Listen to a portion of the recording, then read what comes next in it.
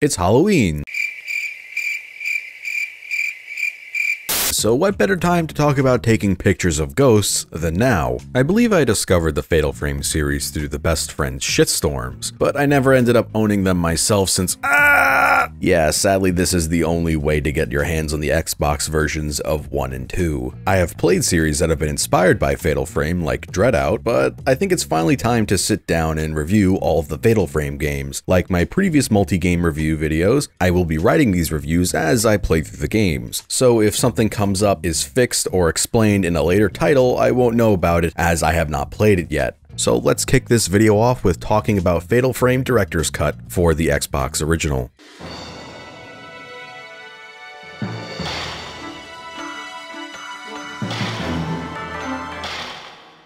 Initial feelings after just finishing the game are positive, but a little surprised at what the first game was. I kept my expectations relatively low since an IP's first installment can be kinda rough as they iron out the kinks with future entries. I feel that this game for the most part strikes a really nice middle ground between clunky jank and competent game. AKA it's a great PS2 era game that my monkey brain lights up when playing. The biggest thing I had to overcome with this game was getting used to the controls. At first they were somewhat off-putting, and in one case was throwing me off for a good chunk of my playthrough before I realized what it actually was. When using your camera to fight ghosts, you will look around using the left stick, holding X to pan the camera faster, and tapping Y to do a 180-degree turn. You move your body around using the right stick, and I don't know if you could consider this tank movement, but it definitely feels as awkward as how the tank controls in Sly 2. This was most likely done to add to the survival horror of the game since cumbersome controls seems to be a genre staple. I wouldn't consider these bad controls, they just require me to unlearn the modern controls of FPS games. Think of it like trying to write using your non-dominant hand. I felt like I was playing with inverted controls, but instead of the inversion just being directions, it's the analog sticks themselves. Initially, I thought the game had a sprint button, so when you hold it down, you would run. That's technically true, but it's not the type of sprint you come to expect from modern games. When not holding the X button, you walk pretty slow. It's really nice at times because it allows you to soak up the game's stellar atmosphere, but when you hold down the X button, the character will run in the direction you're facing without requiring you to move the analog stick at all. It kept throwing me off when camera positions would change, so sometimes the character would freak out because it was getting two directional inputs at once. After about 2 hours in where I realized how the sprint actually worked and became acclimated with the first-person controls of the camera, it was smooth sailing from there. I love fixed camera angle horror. It's a shame that it seems to have been abandoned as time moves on. Fixed angles require the devs to really put a lot of thought into their composition, since just having a fixed perspective doesn't instantly mean your game is going to be scary, which even this game is guilty of at times with some rather flat shots in some areas, but boy does it hit it out of the park in other areas with its unsettling composition. Fixed camera angles really are their own art form, making people feel unease just from camera placement alone, and I think this isn't brought up enough. It also helps that this game holds up well visually, with only a few of the ghosts looking goofy and human character faces looking not the best at times. The mansion that this game takes place in is great. While the decay is very visible as sections of the house have completely fallen apart, you can still see what was once a luxurious home through environmental details. The first thing that comes to mind when I tried to articulate this notion is the famous quote from Dark Souls director Hidetaka Miyazaki: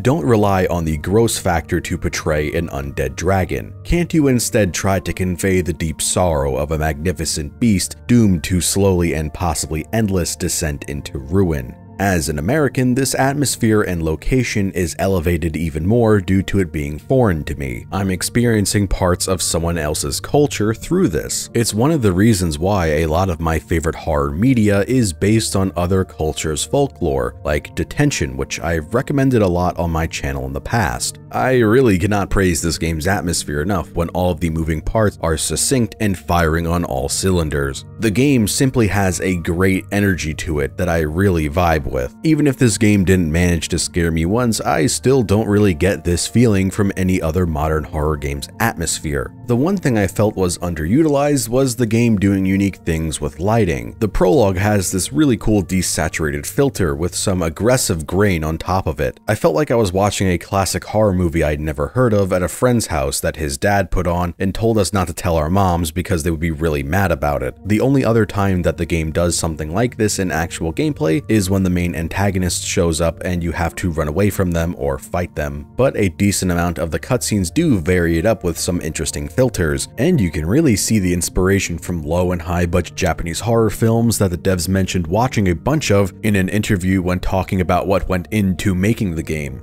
But while the majority of this game holds up really well, there are a few things that I think hold the game back. Some of these sound effects really take me out of the moment due to being at this point very overused generic sound library effects, like the screaming in the background when fighting the blinded ghost.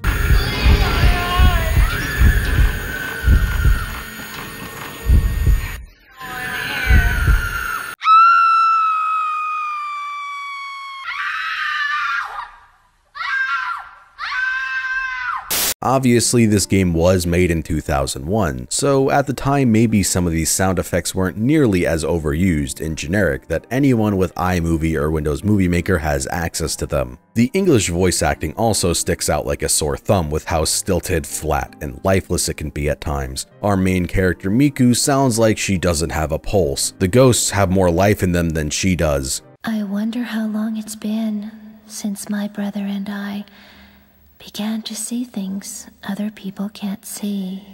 One line in particular that made me unintentionally laugh is when Miku had a vision of a former owner of the house, finding his wife hanging from a tree in the backyard. It sounds like the line is delivered with the same level of enthusiasm as Neil Breen in Fateful Findings. Ayane, how could this be? Jim! Call 911! I can't believe you committed suicide. I cannot believe you committed suicide. How could you have done this? How could you have committed suicide? It also doesn't help that there are no subtitles in this game, and the mixing can be really bad at times, so good luck hearing some of these lines. I touched on gameplay a little with controls a bit earlier, but let's get into the actual meat of it. Our sibling main characters Mafuyu and Miku go to this mansion in search of a writer who has since gone missing after staying at it to research for his new book. Mafuyu goes to the mansion alone at first in search of Mr. Takamine, only to be captured himself by a female ghost in a white kimono. Then his sister Miku goes and search for him at the mansion, and the rest of the game you'll be playing as her. You'll be exploring this mansion in a way that feels very reminiscent to Resident Evil 1, getting items to solve puzzles, opening new pathways, while also unlocking shortcuts that connect to what was once isolated sections of the mansion. Their mother left them the camera obscura, which is what allows them to combat the ghosts that you will be encountering. While hostile ghosts are nearby, the filament on the right side of your screen will light up as orange. The filament will glow brighter if you are facing the correct direction and how close the ghost is to you. Taking pictures of the ghosts is how you deal damage to them. The longer you keep your circle on them, the camera will accumulate mystic power. The more it's charged up, the more damage you do. Along with taking pictures at specific times, the circle will glow red to do a zero shot. You have access to 4 types of film throughout the game, and the higher quality, the more mystic power that comes pre-charged. Of course, like plenty of the other great survival horror games, the ammo for your camera is limited, and by the end of the game, I started to worry if I was going to completely run out after fighting so many ghosts. I couldn't figure out if some of the ghosts spawned at random or if the game had adaptive difficulty, as sometimes I would fight ghosts in certain areas, but if I was to die later and pass through the area, I didn't fight them again. Or in one instance, the location of the ghost I was fighting changed, as the first encounter with the wandering monk was in this little garden. But after dying to it so many times, it eventually started spawning in the hallway, which made the fight actually even harder. The one thing I wasn't expecting about the camera was the fact that you can upgrade it, and that it has auxiliary functions that you can unlock, like stunning ghosts, pushing them back, and revealing them for extended periods of time. To use these auxiliary abilities, you must expend a spirit stone that you can find throughout the mansion. I appreciate that the game is very upfront about them at the start, telling you to be frugal with their usage. Besides hostile ghosts, you will encounter benign ones throughout the mansion that are either hidden in plain sight or will run by you incredibly fast. I seriously have no clue how they expect you to be able to capture some of these on your first playthrough without following a guide or having prior knowledge that they're about to appear, since they pass you in a split second. When I called the game janky earlier, it was because I ran into a lot of instances where I would get caught on geometry and invisible walls for no reason. I have no shortage of clips where this happens. At times, it's clear that I'm slightly angled wrong, but then there are others where there's something obviously blocking my path for no reason, and I can't see it, so I have to stop moving and start again to get past it. I should note that I am playing on the Xbox 360, so there are 2 known spots in the game where cutscenes are broken. This is what it looks like normally, and this is what happens on my console. I can still hear what is happening, but it's just a fuzzy black screen. So maybe this awkward geometry is also a product of playing on the Xbox 360. The last thing I want to touch on is how I felt the difficulty massively skyrocketed on the 3rd night. Like I said at the start, the biggest challenge I had was acclimating to the controls, but on the night of the calamity, I'm suddenly fighting a shit ton of really difficult ghosts, and to make it even harder, they were in the mansion's narrow hallways. I must have saved more times on the final night than I did for the rest of the game combined, because I was so worried about losing progress fighting the 4 headless monk boss fights and then the master of the house. Fatal Frame 1 was a really enjoyable experience. It was janky but really charming. Of course I could be completely wrong here, but I could really feel their admiration for the genre and what inspired them. I definitely want to replay this again on Fatal difficulty, which is exclusive to the Xbox version. Sadly, I wasn't able to do that for this video as I am on a strict deadline and trying to get this video out on Halloween. Yeah, that didn't happen. So I do not have time for multiple playthroughs of 5 games. I'm really excited to play 2 and see what they innovate and refine in that game.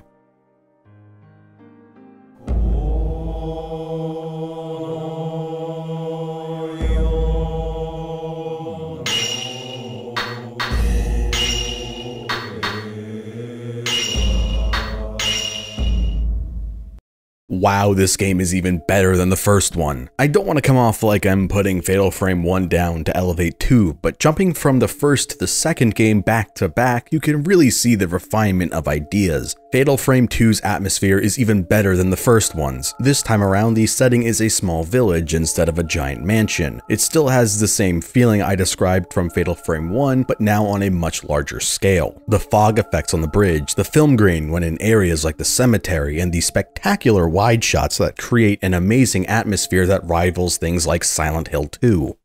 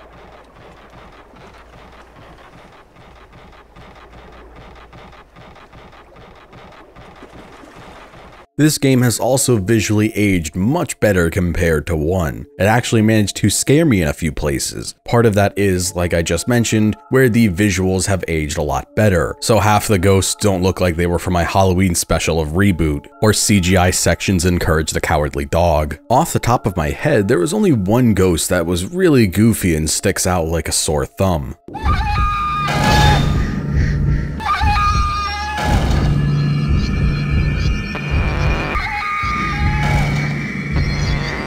The other part being that this time around the devs didn't go overboard with the sounds the ghosts make when fighting them. They went for a more restrained approach, which I think works a lot more in its favor. No extremely noticeable public domain sound library stuff, but of course some of the ghosts like the children have some really obnoxious repeating combat barks that just made the fight more annoying than scary. Movement has been refined, so it no longer feels as slippery in the moment-to-moment gameplay. All they really did was give the player character a slower turn animation instead of just instantly flipping around. While at times traversal can seem slightly slower than 1's, it feels incredibly more fluid. It was only in one instance with two really awkwardly placed camera angles did I feel the common complaint people have towards fixed angled games, with movement between transitions and the position your analog stick has between them. The geometry of the world is also far better this time around, so no longer was I getting caught on invisible things in the environment. Due to the game taking place in a village with a lot of open spaces, even indoors, there is almost never the issue from 1 where you're fighting ghosts in tight corridors and they're spinning around inside the walls and it feels impossible and nauseating to fight them. I think this in turn makes the game slightly easier since 90% of the ghosts aren't flying around like crazy, which may turn off some fans of the original, but I think it makes the game more enjoyable for me. There is nightmare difficulty for those who want it, but sadly it comes locked until you beat the game at least once. I still think the better option is to just allow people to tune their gaming experience to how they want it, but since this is a short PS2 game with a rating system like Resident Evil, it obviously wants you to play through the game multiple times for replay value.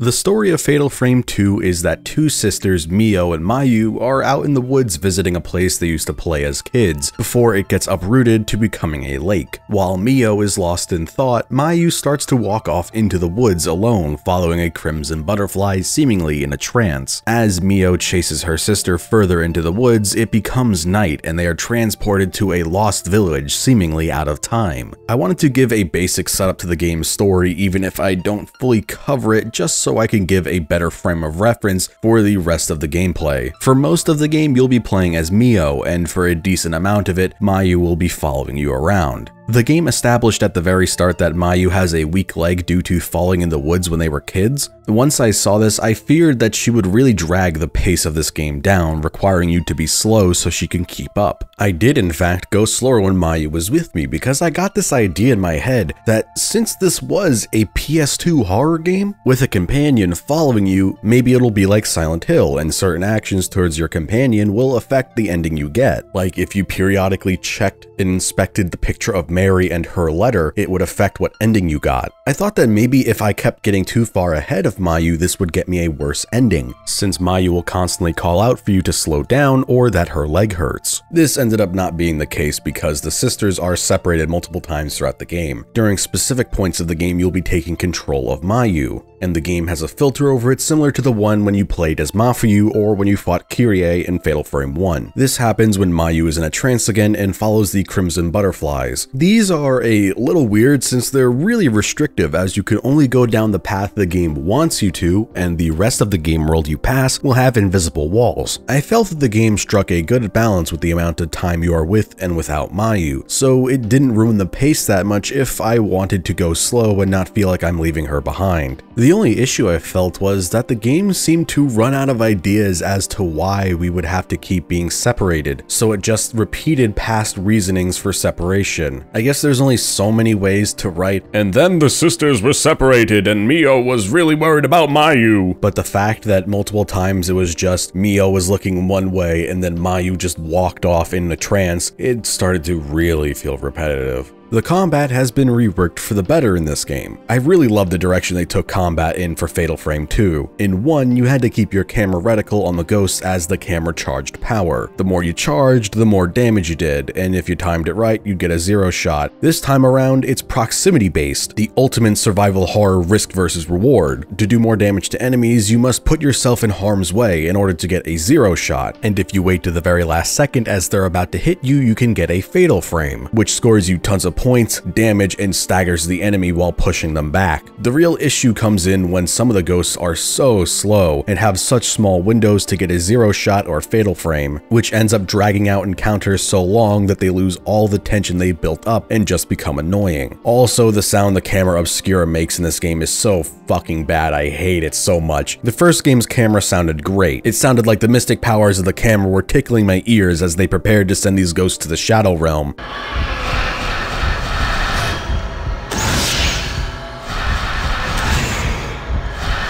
Now in 2, it sounds like the dubstep farts from Battlefield 3's theme.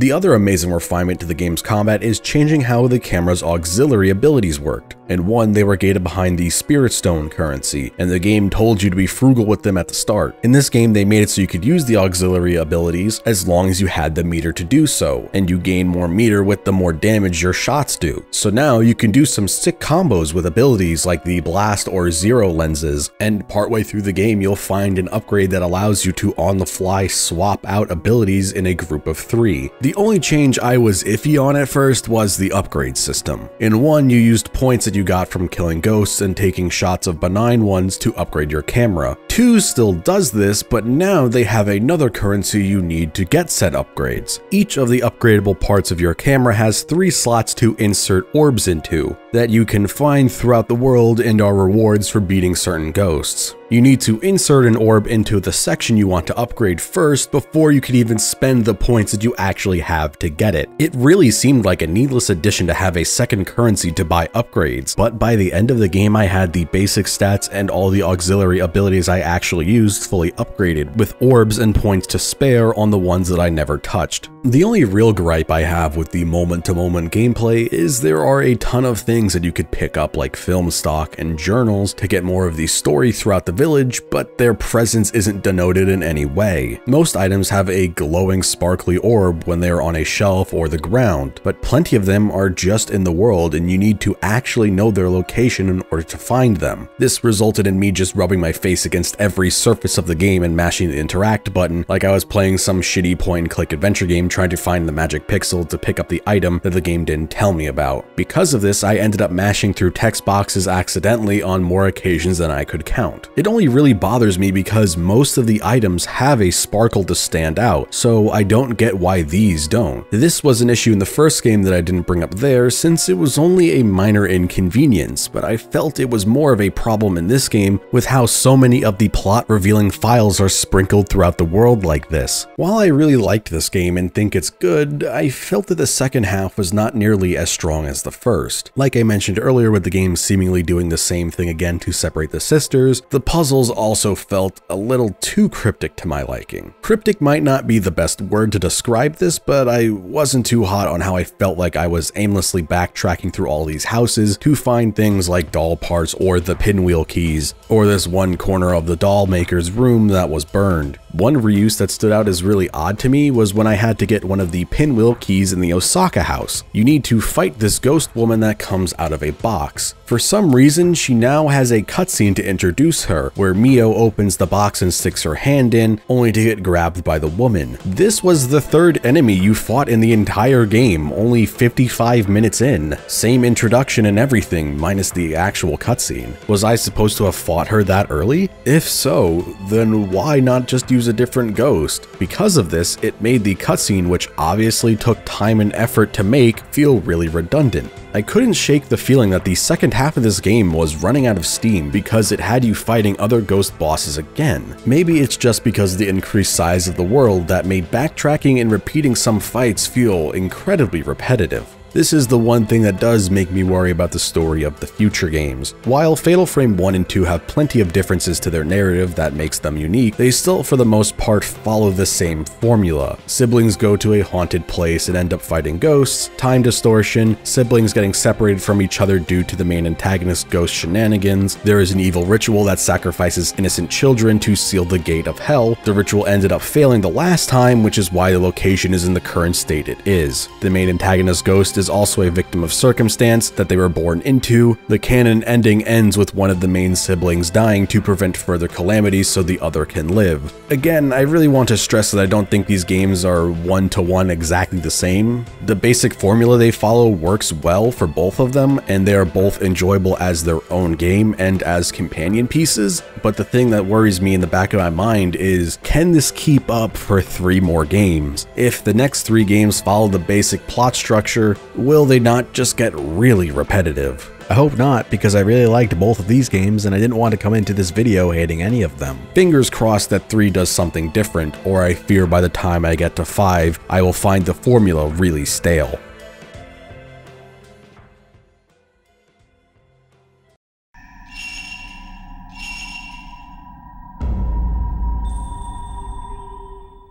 Fatal Frame 3. Boy, was this a nightmare to try and record. I have mentioned in previous videos, but I play my PS2 games on actual hardware and use the FrameMeister to capture it so it looks as accurate to how it did when the game came out as possible. I am well aware that this is stupid, but I really care about preserving the original experience of a game. There was a great video that came out recently talking about the RE4 HD project, and I think it really articulates how I feel on the matter. Basically, when playing older games on newer hardware or emulating them, while they look better at times, I think it hurts the overall atmosphere and potentially the art direction of the game, because it was designed with things like CRTs and standard definition in mind. So when you play it on an emulator, that noise and grain is gone, and with it the game loses some texture that I really value. Not texture in the literal video game sense, more in an artistic feel kind of way. So while I was messing around with the settings on the FrameMeister because holy shit was it too dark with the basic settings I had when I recorded Destroy All Humans 1, I started to notice horrible sound coming from the game. It sounded like the background music was stuck, and after pausing the game it would go away.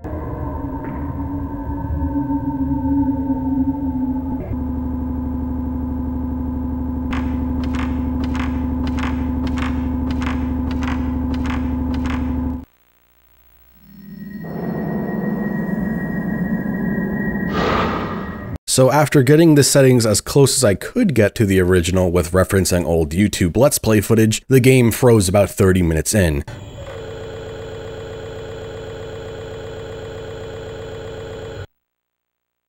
And wouldn't play past this. Ray?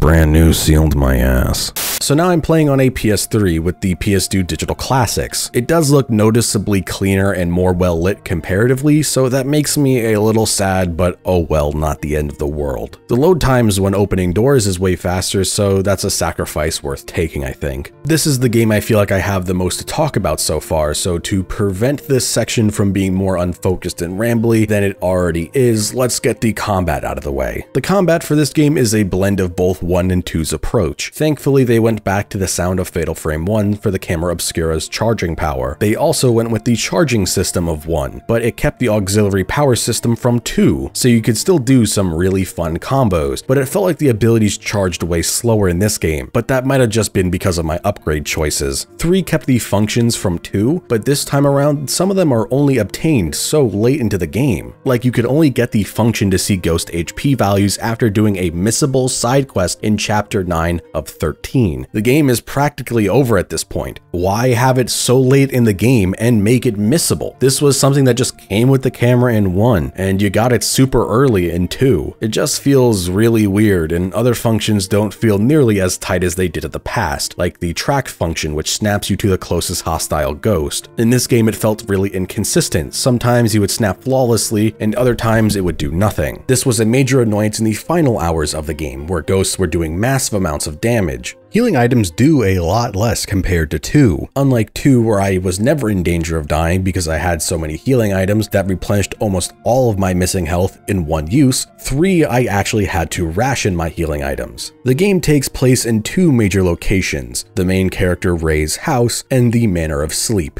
Each night when Ray goes to sleep, she is transported to the mythical labyrinth that is the Manor of Sleep. When returning on the following night to the manor, all of the items that you could pick up in the world, like film stock and herbs, are replaced. Eventually in the story, you get the ability to leave the manor without completing your current objective to return to the real world, but it's still nighttime until you actually complete your current mission in the manor. I noticed this partway through my playthrough, but ended up not fully testing it. Once you get the ability to exit the manor mid-chapter, once you wake up in the real world, you could then immediately go back to sleep and then wake up at the exit in the manor. I had suspected that maybe this replaced all the items, even if I didn't complete the chapter, which would make this incredibly exploitable. The reason I ended up up not testing this till after I finished the game was I knew if I figured out and it turned out that this was true, which it is, my feral monkey brain would not allow me to stop until I stockpiled every single item until I had 99 of it, which would then invalidate anything this game was trying to go for. I knew I would do this because I did the exact same thing in Death Stranding. I spent 30 hours in Chapter 3 alone just getting a coast-to-coast highway. This is such a massive balance oversight that I wonder how this made it into the final product. Was it unintentional, or if it was intentionally put in the game, why? The quality of voice acting is definitely better this time around, but the audio itself sounds awful for most of the game. They sound like they're talking through soup cans, and I don't know why.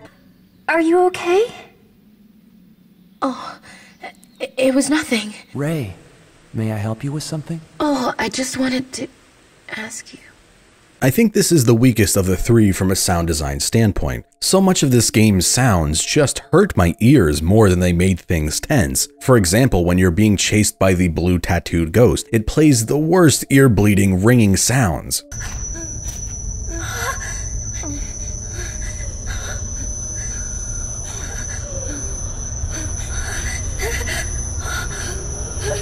I love how this game approaches explaining the lore to the player, keeping notes, and conveying the internal thoughts of the main character. Ray is a freelance photographer, so all of the notes in this game are formatted like personal notes of a reporter or journalist. These did a great job at always conveying what Ray was thinking at any given point of the game, because she honestly doesn't talk that much. So without them, the only thing you would have to go off of were her reactions to being chased in the manor and the few cutscenes in her house. Since her fiance was a folklorist, his old journals, notebooks, and research function as a great way to recap the previous two games to the player without feeling like it was really out of place. It's just so natural and flows really well. Some of it even reads like the devs are being self-aware about the tropes of the games and the formula their narratives follow. The other thing I really loved was how the story started. The game opens to our main character in a car accident which takes the life of her fiance. So now she drowns herself in work, with Miku from the first game making a return as her assistant. Just in the opening hour of the game, where you could walk around Ray's house and interact with things, you could really get to feel her inability to move on and how she is consumed by grief and survivor's guilt, like how she has left his room as is, or how there are boxes still in the closet with his stuff, or how his shoes are still in the shoebox at the front door, taking up space so Miku can't put hers in there, but Ray can't bring herself to throw them out. The game perfectly captures the trapped in place feeling from losing a loved one, along with the complex and at times contradictory thoughts of self-forgiveness, acceptance, and moving forward with one's life. All these complex and painful emotions and desires manifest in Ray being drawn to the Manor of Sleep, a place where people are able to see their lost loved ones, but as they go deeper and deeper into the manor, they are unable to come back and are eventually spirited away after going slowly insane and sleeping more and more. In a lot of ways, it's like the classic tales of letting the dead rest and stop trying to bring them back, very monkey's paw-esque, with only bad things to come if you try to go against the natural order of life and death. This is further exemplified in the ghosts you encounter on your journey through the manor. Tons of them are people who have lost loved ones and couldn't let them go, and their self-destructive natures and unending longing for them drew them to the manor, where they now suffer as ghosts roaming the halls, like the mother and daughter who were looking for the lost father, or the woman who was the only survivor in a plane crash and suffered from massive survivor's guilt, as her entire family died from the accident. All of this is also really tastefully done. I found myself really empathizing for these poor ghosts. This could have easily been extremely tasteless and preachy in a lesser writer's hands. The shifting from the manor to Ray's home is also really cool. You get two completely different locations that both in different ways feel cold and unwelcoming, and Ray's home only becomes more hostile as it becomes more haunted,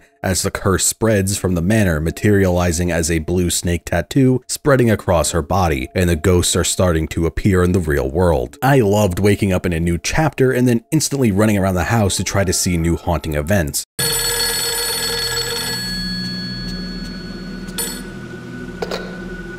Hello? Hey, you're just mad because I'll be able to do something with my fucking guitar in hands that you'll never be able to achieve in your entire life, kid. So yeah, you're gay.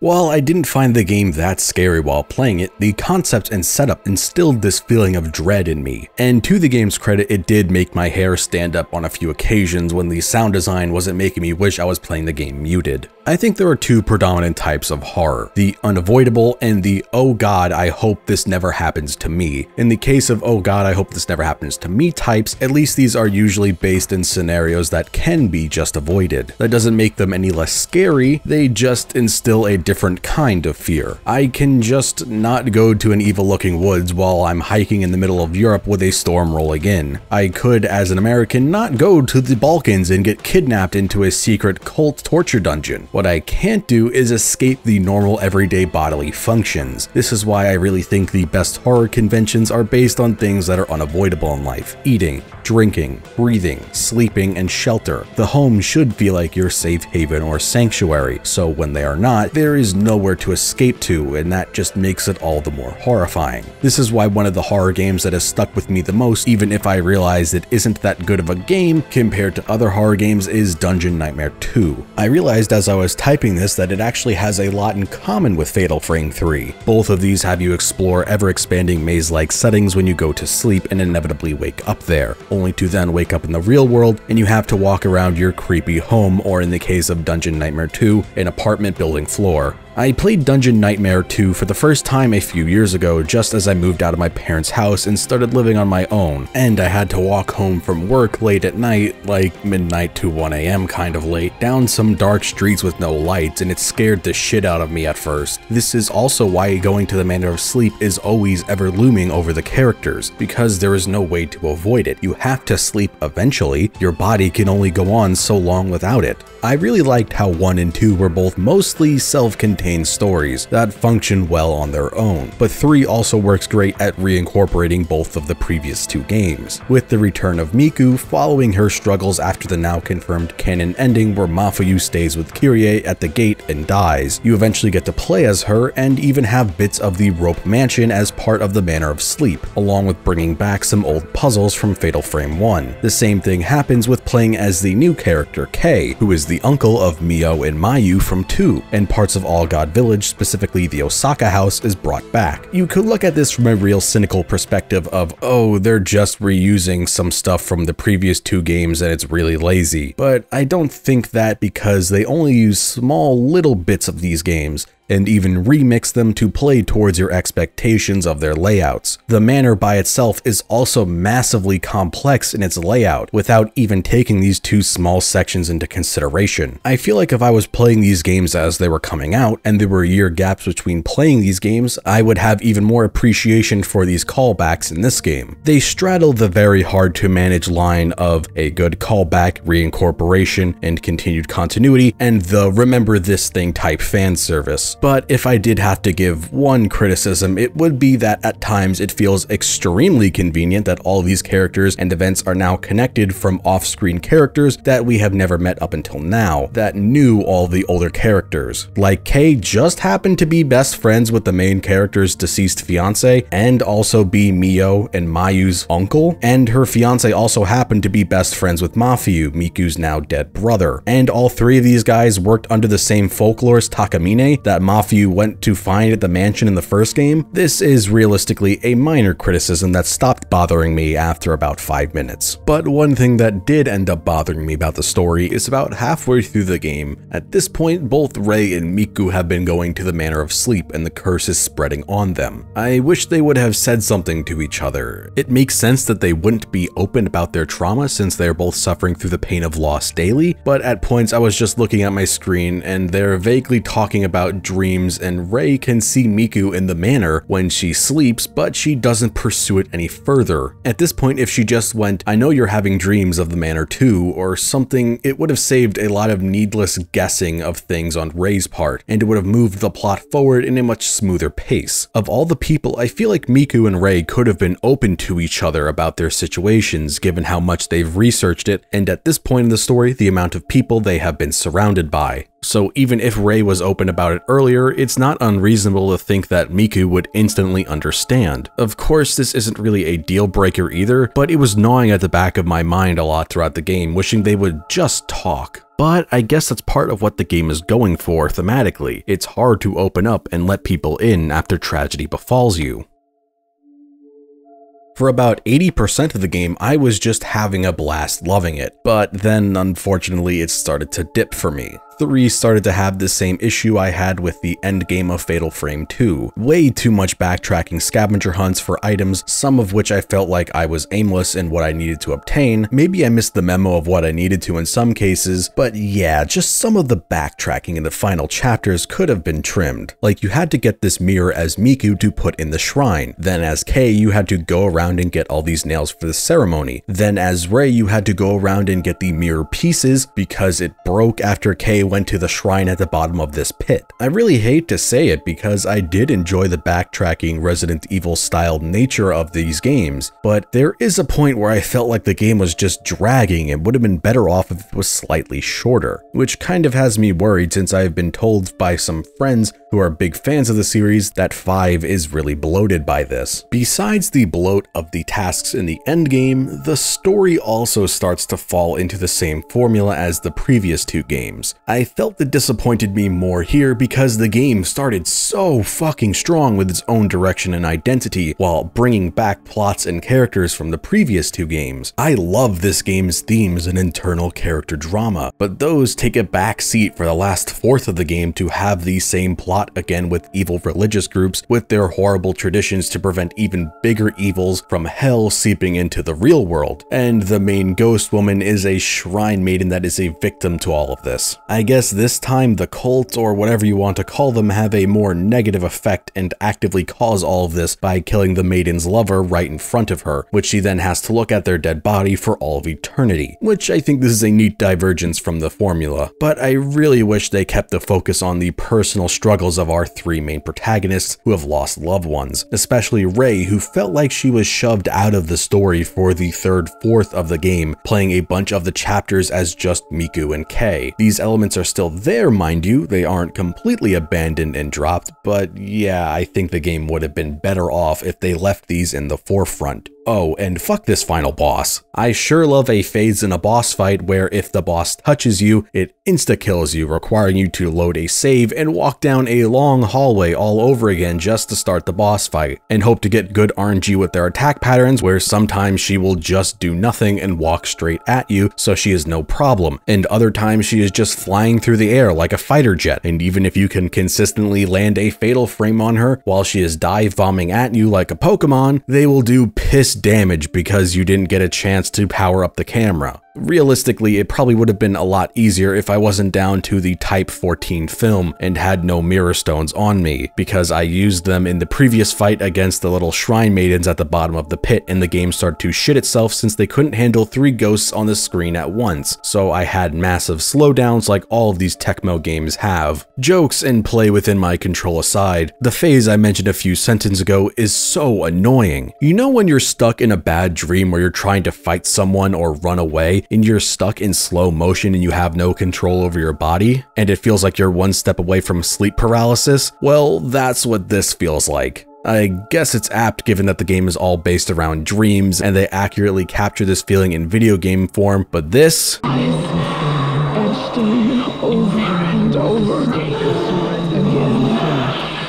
This is video game hell. One time she just spawned on top of me, and because you're slowed down and the seemingly slower turn speed compared to 2, I just got fucked and lost the boss fight and had to start over all the way from the beginning when I was about to beat her. I know I just spent the last page of this section complaining about the game, but I still think it's really good, even if slightly flawed. Sure, it struggles with some pacing issues in the last act, but I felt like it stuck the landing with the ending. Despite the overall depressing nature of the game and its subject matter, it ends on a positive note. But I don't like how they locked the very minor other ending, if you're generous enough to even call it that, behind a second playthrough. All it does is change the pictures shown in the credits so Kei doesn't die in the shrine, but instead left trapped asleep in Rei's house. This is such a minor change behind beating the game a second time that I don't think it's actually worth doing, and is better to just look it up on YouTube.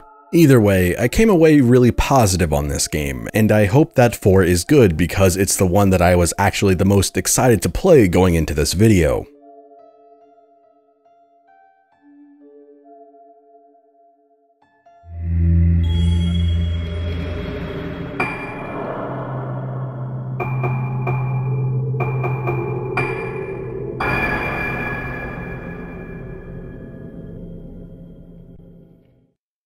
So for you, the viewer, it's only been about 5 seconds. For me, it's been at least a week, and the main reason why this video got delayed. Fatal Frame 4 was the game I was most anticipating going into making this video, because instead of being developed by Tecmo, it was developed by Grasshopper Manufacturer, co-written and directed by one Goichi Suda, who is one of my favorite devs, right up there with Taro, Kojima, Itsuno, and Kamiya. You know, if one of these guys drops something, it's going to be a fucking ride. Even in their weakest titles, there is still something to admire and love about them. Unfortunately, 4 is the only Fatal Frame to never be released outside of Japan. Reggie said in an interview with MTV that Nintendo had no plans to bring the game to the Americas. This prompted people to wonder if other localization companies like Nisa would take the reins. A Tecmo spokesman then gave this statement to IGN. Nintendo holds the publishing rights to Fatal Frame Wii, which was developed by Tecmo Ltd and Grasshopper Manufacturer and was released in Japan on July 31st, 2008. Nintendo of America has since decided not to publish this title in North America. Consequently, the title will not be released in these territories. As the owner of the IP, Tecmo feels very unfortunate that the fans of the series in North America will not have the chance to play this game, but respect the final decision made by Nintendo of America.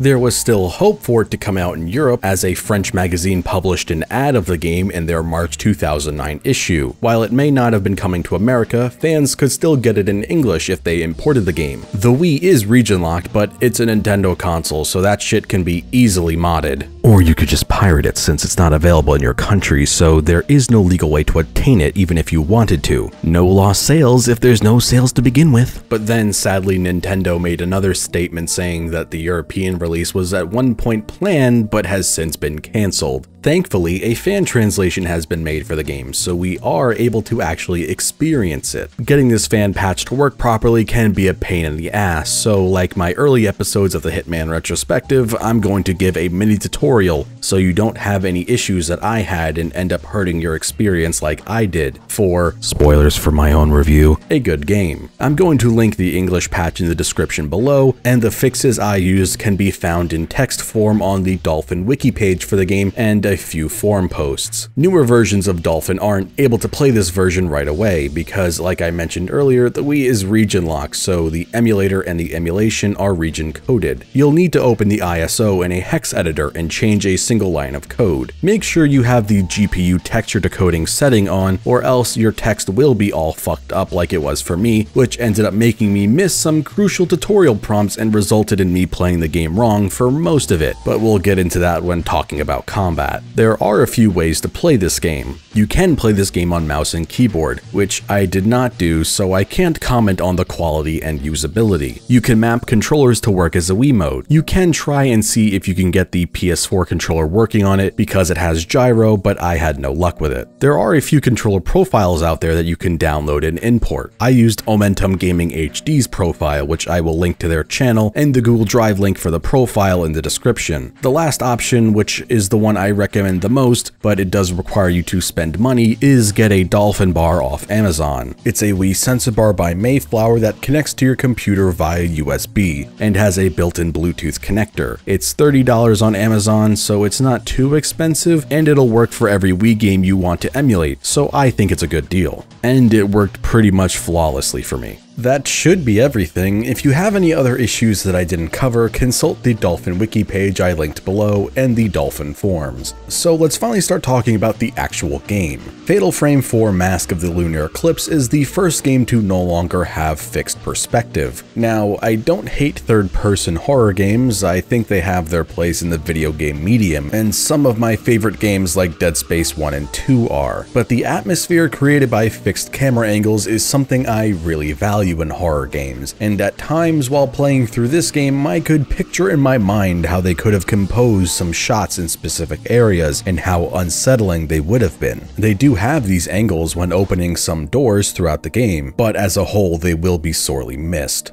I don't think this game would work if it had fixed camera angles. The third-person perspective in this game is very deliberate, with controls and game mechanics based around it. In previous games, you had a flashlight that was controlled with the right stick to swing it around based on where you were facing. It was never really that important, as areas were usually well lit by natural lighting or the general casting of the flashlight. In this game, you swivel your flashlight around with the Wiimote. Instead of items being a shiny little ball that announce their presence as soon as it's on screen, when you enter a room now, you have to look around with your flashlight and pass over it to create the shimmer to be able to pick it up. You used to instantly pick up items like in other classic survival horror games, but now they have a reach out mechanic where you have to hold down the A button to slowly reach your hand out to pick up items, which it was instantly apparent that they were going to use this for cheap jump scares with ghost hands grabbing you or something, and oh boy does it get really old by the end of the game. The camera filament that has been present for the previous 3 games to alert you to the presence of ghosts, with blue being benign and red being hostile, 4 now has it functioning to alert the player to know that there are items nearby, so it's another way to reinforce having you comb through a room with your flashlight as soon as you enter it. I'm guessing this needed to be a thing because the player character is always smack dab in the middle of the screen instead of in one of the thirds, so they end up blocking your vision. It's really annoying in some areas because the hallways are even more narrow than they were in the Manor of Sleep in Fatal Frame 3. Maybe it's because of the third-person perspective, but I feel like you are moving at a snail's pace when running in this game. This has to be the slowest you've ever been in the series. This made backtracking really unappealing as you slowly trot down long, narrow hallways that feel unending. This never creates tension like I think they were going for, it just really is annoying, and I wish I could just fast forward the game. Everything for that matter feels way slower than the previous games. It takes 10 million years to lean in and open a door, and I'm not talking about the actual act of opening the door because that's clearly there to hide loading areas. I mean reaching out to the doorknob.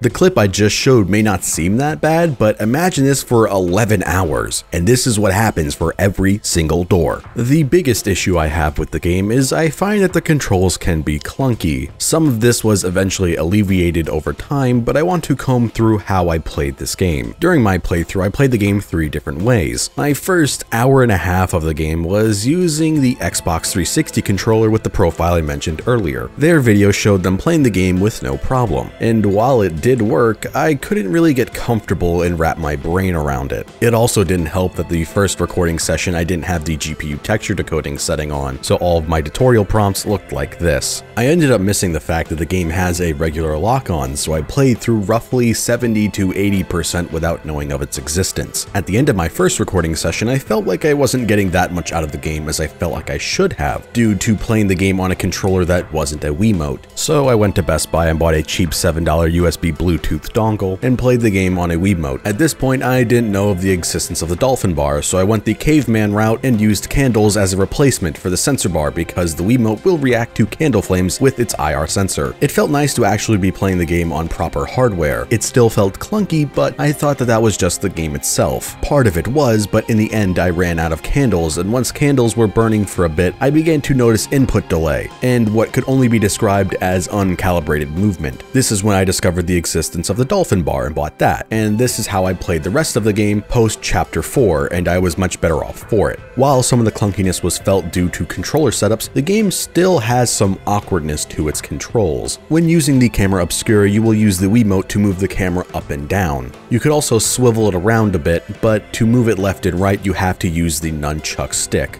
It took me a while to realize it, but this was the core of where I felt the clunkiness stemmed from. While playing the game, it just dawned on me, why can't I use the Wiimote to just move the camera around in all directions? Why do I have to use the nunchuck to look left and right instead of use it to move my body? It would be the logical evolutionary next step with how the previous 3 games controlled, now implementing motion. It just really kept creating this disconnect in my brain, because you could move the Wiimote all over, but in the game it could basically only move up and down with a little bit of of wiggle room. It's like playing the original Doom on a modern PC, without using the vertical mod, so when you move your mouse up and down, it doesn't do anything and it creates this really awkward disconnect. Other awkwardness from controls was due to weird collision with the game's environments, which caused me to get stuck on things akin to Fatal Frame 1, and needing to be at specific angles to actually pick up items and take pictures of things in the environment. So many times I felt like I should be able to pick something up, but the prompt wasn't showing up, or I felt like I was in the right position to take a picture, only to realize my position was off by 2 centimeters and 4 degrees. Now that we have controls out of the way and the context for how I played the game, we could finally talk about combat. At first I thought this was the hardest game in the series, with trying to keep up with ghosts that kept crouching and swinging around before attacking. This was because I didn't know the existence of the lock-on as listed earlier, due to a texture glitch in emulation. This game in actuality is by far the easiest. In the previous games you had a camera attachment that would allow you to auto-track ghosts at the cost of a spirit stone or spirit power you accumulated in the bottom left of your camera. In this game, that is just the normal function of the Z button right from the get-go. When you're locked on to a ghost, you actually get the ability to move your body around with the nunchuck stick like you could in the previous games. This makes all of my complaints with the controls completely go away, as it utterly trivializes combat encounters. The only time that lock-on isn't the most broken thing ever is when ghosts are slightly in walls and it can't seem to find them, but it also is kind of inconsistent, as a few times I was still able to track them while having zero vision of them. At this point, calling it survival horror is kind of an insult to actual survival horror games. I think it's pretty obvious that the lock-on is the way it is because it's a band-aid to the overall lackluster controls, as seen with me struggling to keep up with ghosts without it and finding it really frustrating as I'm fighting with the controls as much if not more than the ghosts.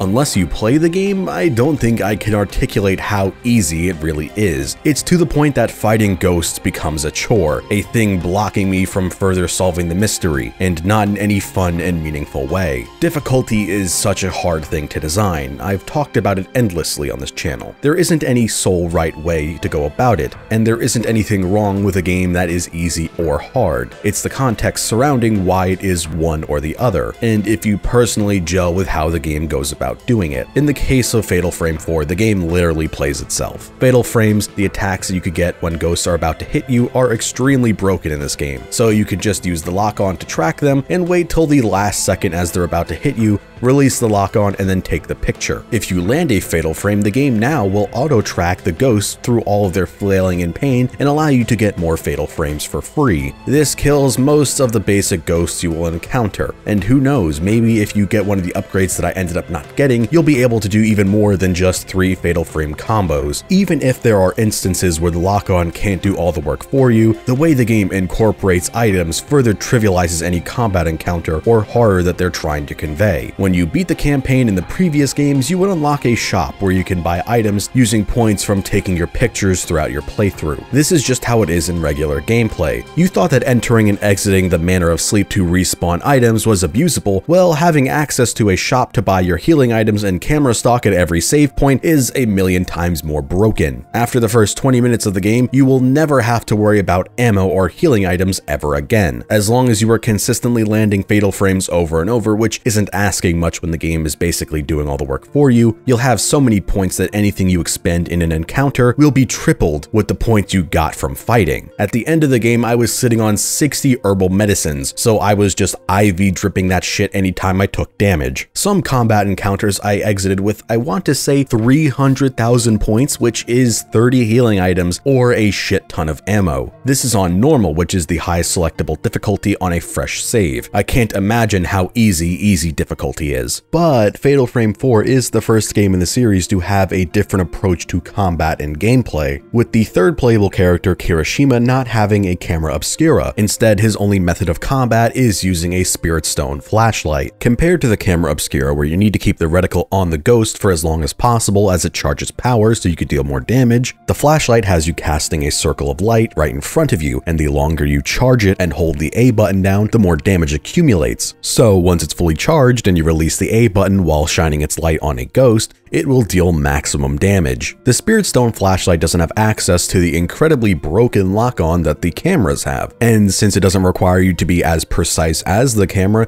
I feel like this is the best use of the Wiimote that this game has to offer, and makes Kirishima's sections the most fun. The only weird thing about his gameplay is that there is a very noticeable lighting difference from when you're in third person in the moment-to-moment gameplay traversing the areas, and when you're in first person using your flashlight. It can be kind of disorienting and threw me off a few times when entering combat. Now, I don't want to give off the impression that I hate this game. It has its issues, but it still does a lot of great things, and I ended up really liking it. And even with its flaws, I think it's still worth playing. I think it has the best creepy atmosphere and successfully left me with chills running through my body on multiple occasions. To get the most out of these games, I specifically only played them during the middle of the night with the lights off, and this was the only time that I ever considered turning them back on. All of the ghost designs really hold up. The fully black eyes with dripping black blood make them especially creepy to me. A lot of the things that actually scared me were moments that could easily be missed, and the game puts no emphasis on them with obnoxious sound cues. Like this moment where a mannequin I was looking at turned its head to look directly at me. The game doesn't play any jump scare sound bites when this happens. I just happened to be looking at the right place at the right time, and I felt because there was no emphasis, it was all the more scarier. Like Fatal Frame 3, I really enjoyed the story setup and themes this game's narrative went with. The moon and memories playing a crucial role throughout the story. The people of the island this game takes place on suffer from a disease called Luna Sedata syndrome. This was the name made up for the English fan translation, as it's called Getsuyu syndrome originally. For simplicity's sake, I will be referring to things by their fan translation. This disease causes memory loss, sleepwalking-like states where the patient will seek out light of the moon, and people will find them staring at it. Similar to how Fatal Frame 3 is based all around grief and the loss of loved ones, most of the story is told through very analytical and clinical lenses via doctor's notes and research papers. It feels like a medical drama at times as you read these hospital workers' papers doing whatever it takes for them to try to find a cure for their patient and prevent further loss of memories. One story idea that seemed to be carried over from 3 is the idea that people live on through your memories of them. One note in particular stood out to me as Ruka, one of the main characters, felt as if her family was essentially dying again as the disease was making her forget about them. The poor girl was suffering even more due to the feeling like her father would die again if she was to forget about him. I felt like the game tastefully captured the feeling of someone who is suffering from mental illness like dementia and how it affects them and the people around them. Like in one flashback where one of the main characters sees a doctor escort another patient away as they become more delirious and hostile. The pain of knowing this is completely out of your control, and no matter how hard you try to fight it, these cherished memories and loved ones will be taken away from you. But then there is also the other side of the coin with ideas and themes like maybe some things are better off being forgotten, living in ignorance as bliss, and you will only be hurt by knowing, as seen with one of the notes from a female patient who committed suicide after her memories returned, or in one of Madoka's memos, specifically the 5th one, as she begins to remember what happened to the girls on the island when they were kidnapped as kids. Then the rest of the notes suddenly descends into nonsense and insanity. Some of Ruka's mom, Sayaka's notes, give the situation almost a Lovecraftian feel to it, as she remarks the change in the islanders and how her husband has become obsessed with mask making, something otherworldly beckoning him to keep trying to perfect the mask that his elders and ancestors failed to make. The game does a lot of cool things narratively, and while it does eventually fall into the same formula like the other games, I felt it struck the perfect middle ground of having both the illness and the ritual stuff being the focal points of the story. I do want to note that 4 is the most straightforward of the 4 games. I can't think of a single time I was aimlessly wandering around for things in this game looking for some random item or a spot to take a picture of. In this game, the benign ghosts of the past that you could see walking around basically guide you from point A to point B of the story, more so than any of the other games ever did. This made it so I never felt like I needed to backtrack unless I was specifically guided to by the ghosts. It made the game feel far more linear comparatively, which isn't a bad thing, but I felt like it needed to be said in the chance that this is also part of the reason for my biggest complaint with the story of this game. Outside of Miku from Fatal Frame 1, I feel like Ruka and Misaki are the weakest and most forgettable characters of the series. Miku only really felt this because of how flat her voice acting was. In the case case of this game, I couldn't tell a single character trait from Ruka or Misaki. They kinda just blend together in my mind, and I had to keep checking back to footage to see which character did certain events. I have a few ideas why I might have felt this. Like I just proposed, the idea due to the lack of backtracking I did, possibly causing me to miss events further characterizing them. The big thing I think that caused this forgettability is that neither of these characters have anyone to really play off of. In 2, you had Mio and Mayu. In 3, you had Rei, Miku, and Kei, along with Rei having her journal filled with notes, so you could always see how she was reacting to new events internally. In 4, after the opening where Misaki has Madoka to bounce off of, there is nothing for them. At least here you could see some sort of characterization.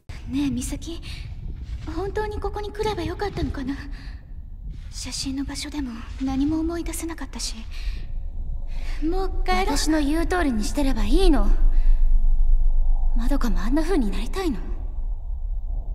It might be kind of reductive, but after this, both Ruka and Misaki's character can only be described as scared girl, who do anime gasps anytime that something happens. I felt a pretty big disconnect from both of them, so much so that section earlier where I mentioned a note from Ruka as a child, talking about losing her memories and the people like her father she knew would essentially die again, I originally wrote that section as another nameless patient. The only thing that I feel supports this notion is that Kirishima is more memorable than both of them. Not by much, but it's still a noticeable margin that it's worth analyzing why. He basically has everything that I felt the girls lacked. Throughout his section of the game, he is chasing after the son of the hospital's director, Yuhei Bara, so he has a person to bounce off of, along with flashbacks of talking to Ruka's mom Sayaka, and in 2 instances actually talking to her. Since he is a detective, he has notes that update as you obtain new information, and you can see how he reacts to these revelations, just like Rei did in Fatal Frame 3, along with tape recordings of his original investigation of Islanders when the girls were kidnapped 10 years prior. He also has a decent amount of cutscenes where he is talking to himself and starts to wonder what's going on. It also doesn't help Ruka and Misaki's case that they are following up Rei, who I felt was the most compelling character in the entire series, so that might be adding insult to injury. This game ends on a really cool note, as your final confrontation is at the top of a lighthouse under the lunar eclipse, finishing off with you playing the full Sukimori song on a piano. These piano puzzles, which there are 3 of in the game, are the only time I ever felt like I had any issue with the dolphin bar, but this might have just been an emulation bug and not the fault of the peripheral itself. Either way, I overcame this weird bug by hitting the sync button on the dolphin bar while trying to do the puzzle, and this seemed to have worked. These are also the only puzzles that I really felt like it was properly utilizing motion controls of the Wiimote. Fatal Frame 4 is kind of the odd game out of the series, due to it never being localized and requiring so many hoops to jump through in order to play it. Despite these issues and its shortcomings, I still think it's absolutely worth playing. I never really felt like this game took advantage of the Wiimote in a way that couldn't easily have been translated to a proper controller, so ideally, one day if Tecmo wanted to, with a little work and an actual official translation, maybe this game could see itself having an official release in the West in an HD bundle. Hell, I would easily pay $40 to play this game on the Switch or any other modern consoles with an HD port similar to the recently released No More Heroes 1 and 2 ports. We are now in the final stretch of this video, with only having Fatal Frame 5, Maiden of Black Water, or the Wii U left to cover. I've heard some mixed things about this one from friends, but hopefully I will come out overall positive.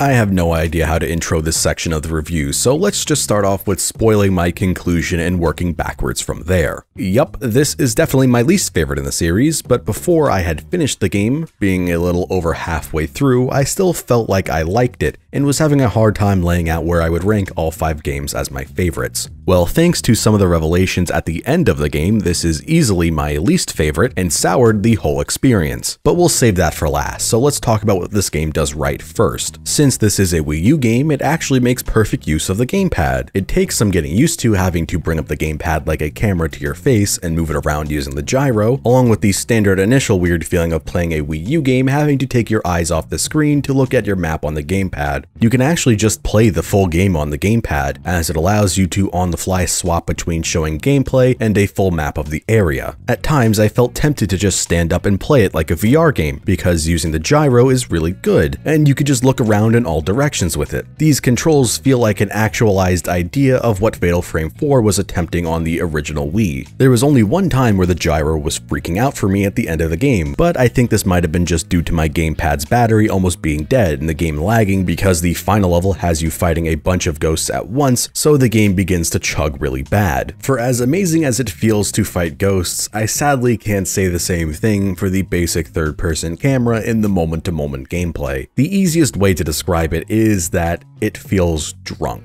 It has this awkward swivel to it and extremely slow startup. This is the highest sensitivity setting and look how slow it is. In any other third-person game, this is what it looks like at default or slightly below default. The big problem with it that I realized after editing and watching back through footage is that the camera will slow down as it's trying to pass over things in the environment. The camera actually moves at a pretty good pace at max sensitivity when in open environments, but for a lot of the game you're in tight corridors or in parts of the forest with tons of trees that the camera will get caught on. I also experienced a bunch of times where the camera freaked out while trying to turn around, because not only does the left stick move the player character, but if you try to rotate the camera to look behind you, the character will also turn around since the right stick is tied to the flashlight. To avoid this, just use the left trigger to snap the camera behind the character once you turn their body around using the left stick. On the topic of the flashlight, it feels really pointless in this game, as almost all of the environments are really well lit with natural lighting or because there are tons of lamps and fire. While said environments look really good, I think this game has the weakest atmosphere of the 5. I think outside of the aged visuals of Fatal Frame 1's ghosts, this has the worst ghost designs of the series. Since the main motif of the game is water and drowning, all of the ghosts have this watery shimmer to them, so they look like they're lubed up for a porno, along with how they all look like they have their own unique light source from everything else in the environments, so they stand out in the worst kind of way, compared to the ghosts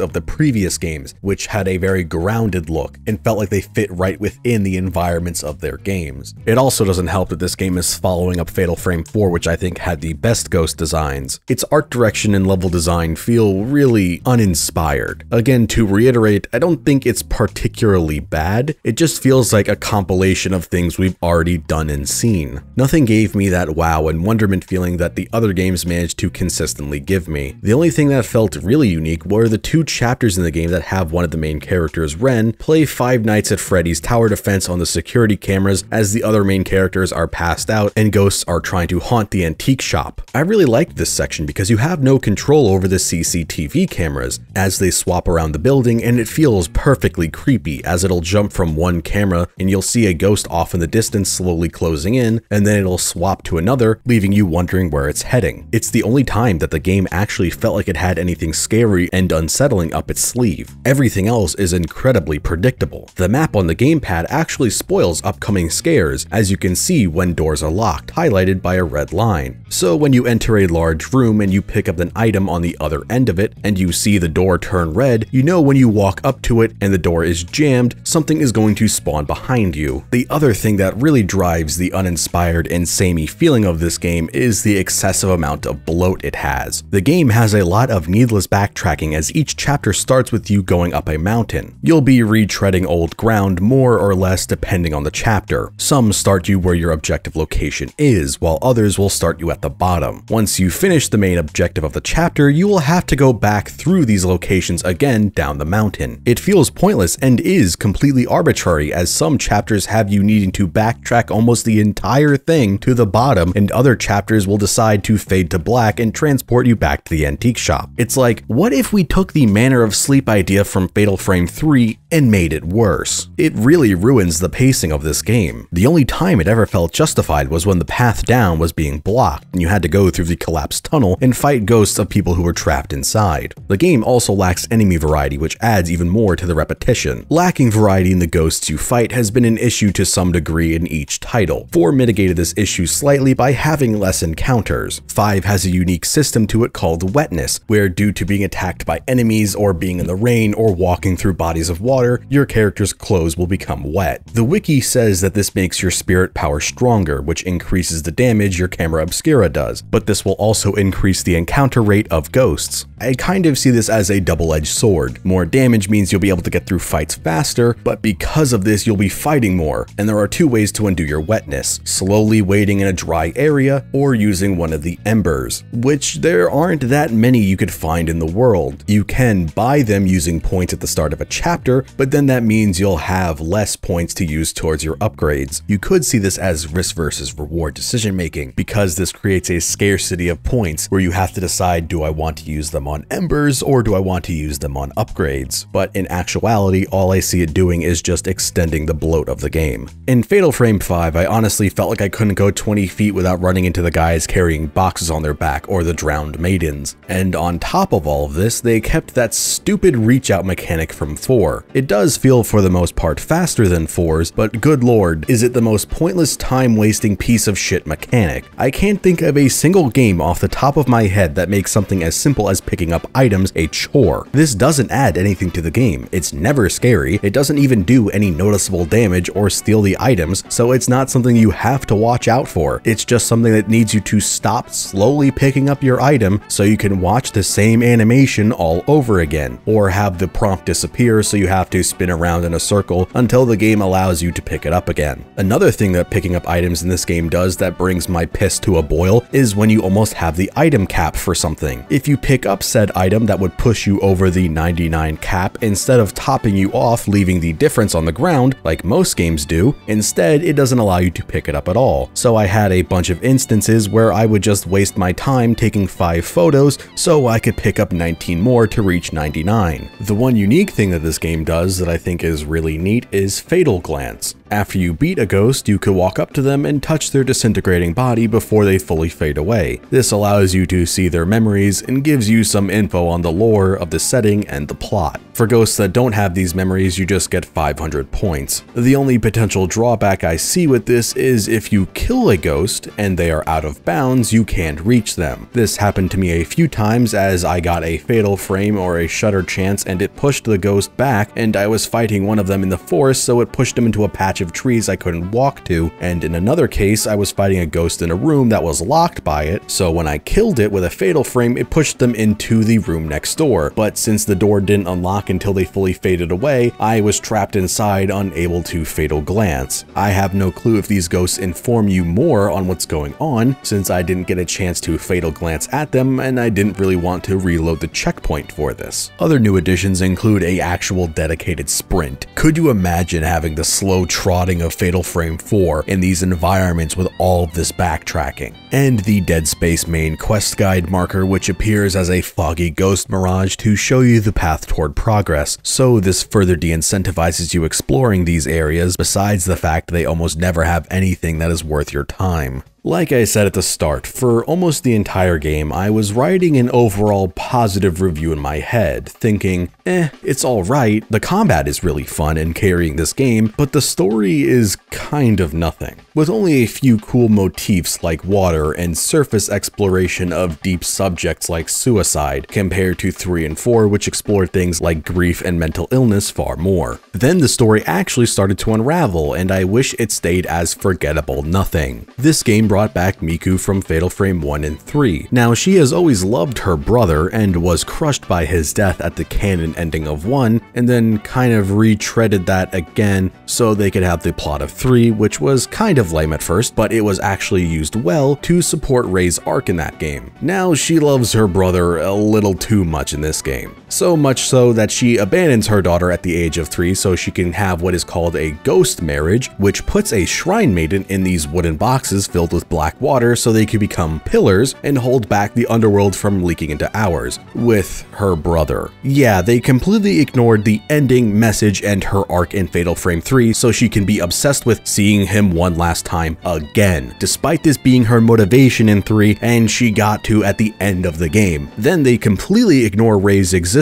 with Miku constantly saying that she was alone, despite the fucking ending of 3 where both of them were going to continue to live on because as long as they were alive, their loved ones lived on through them. We can get through this thing together.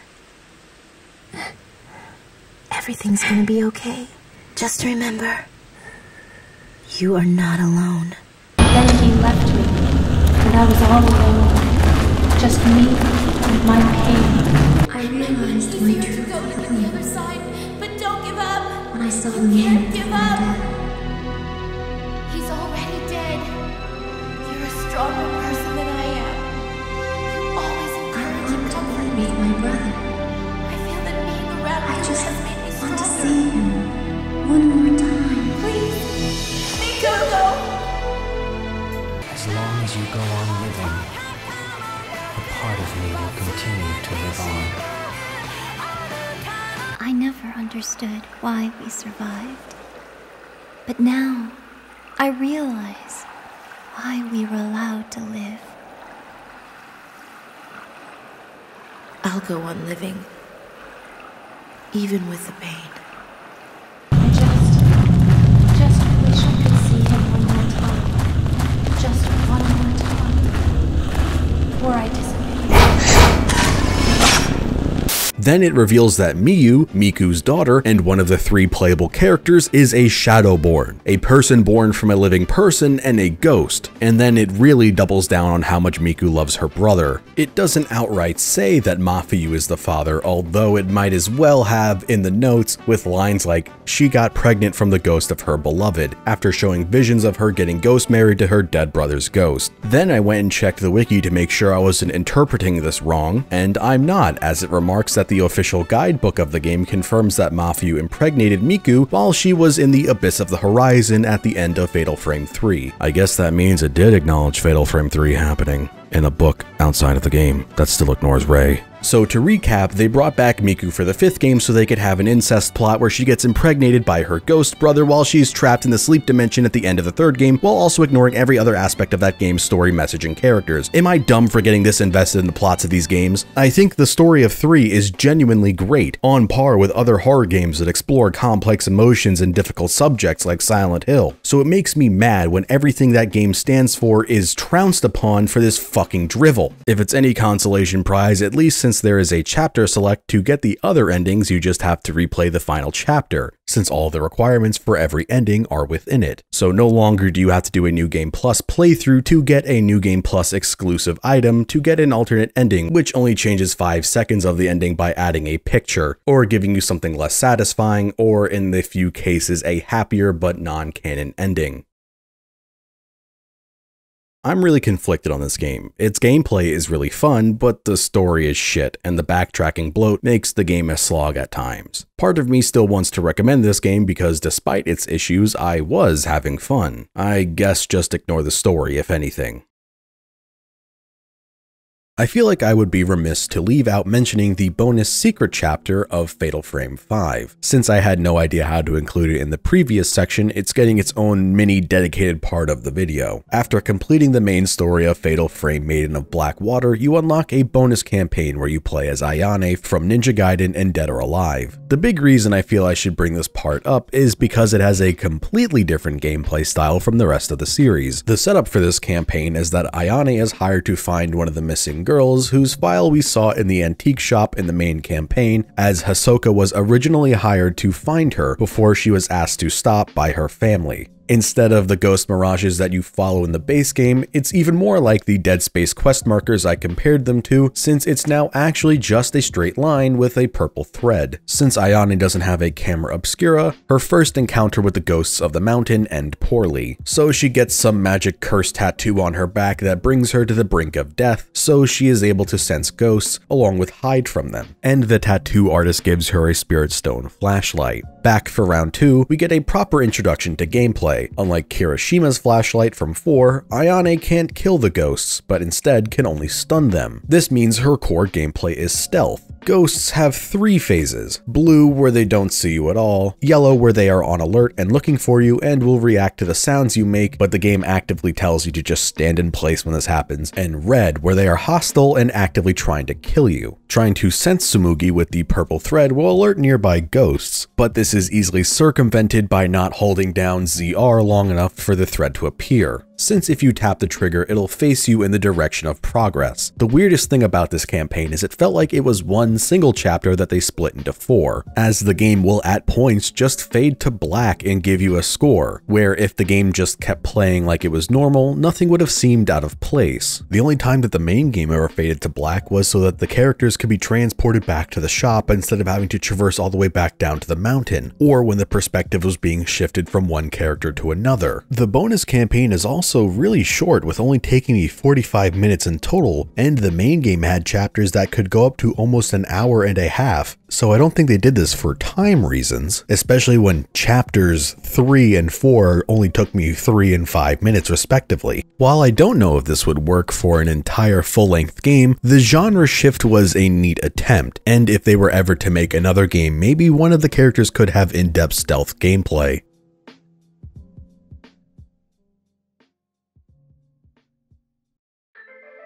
It's a shame that this, for the time being, is the final entry in the series, and even then, it really didn't get a fair shot at being a hit. Since 4 never came to the West, people rightfully really wanted 5 to be localized. It eventually did come out a year later, but it was digital only in North America, and had a very limited physical release in Europe and Australia, so it might as well have been digital only there too. Not to mention the fact that it was on the Wii U with basically no marketing, which if you're going to make your series sequel installment a Wii U exclusive and its name isn't Monster Hunter or a first-party Nintendo title, you are basically sending that shit out to die. And on top of all of this, Fatal Frame has always been a rather niche series, with each game sporting humble sales numbers compared to its contemporaries. They did do that experiment that some Wii U games were doing during that era with the free-to-start model, allowing you to play the first 2 chapters for free. Then you can buy the full game and play the rest if you wanted to. Since this is a digital-only title in America and basically every other Western region unless you're willing to shell out hundreds of dollars on eBay, which I don't think is worth, this game will eventually disappear when the Wii U eShop inevitably shuts down.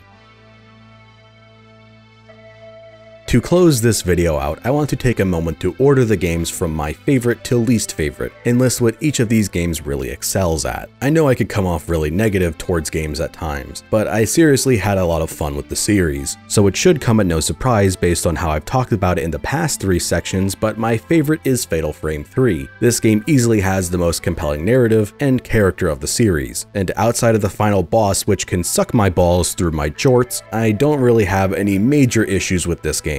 Next is Fatal Frame 2. Amazing atmosphere, amazing art direction, still holds up visually 16 years later. Biggest weakness is that the story is one of the more generic of the bunch and kind of starts to run out of steam by the end. Then we have Fatal Frame 4, another game with amazing atmosphere, the game that consistently had chills running down my spine, with subtle and restrained scares and its sound design. It probably has the best ghost designs of the series. Like with 3, it explores heavy subjects like mental illness, and a lot of the cutscenes presented via blurred and relapsing memories are pretty unsettling in how they portrayed doctors at the hospital the main characters were staying at as kids. Its biggest weakness is being the hassle it is to set up, along with being pretty piss easy, and the controls even after using the dolphin bar can be kinda clunky. Next is Fatal Frame 1. It's rough around the edges, but it's a great first attempt at a new franchise, and it has the perfect 6th-gen jank charm that I love so much. Its biggest weakness is that the English voice acting is awful and will pull you out of the moment all the time, with how flat and stilted it is given how tense a lot of the scenes are. And of course, in last place is Fatal Frame 5.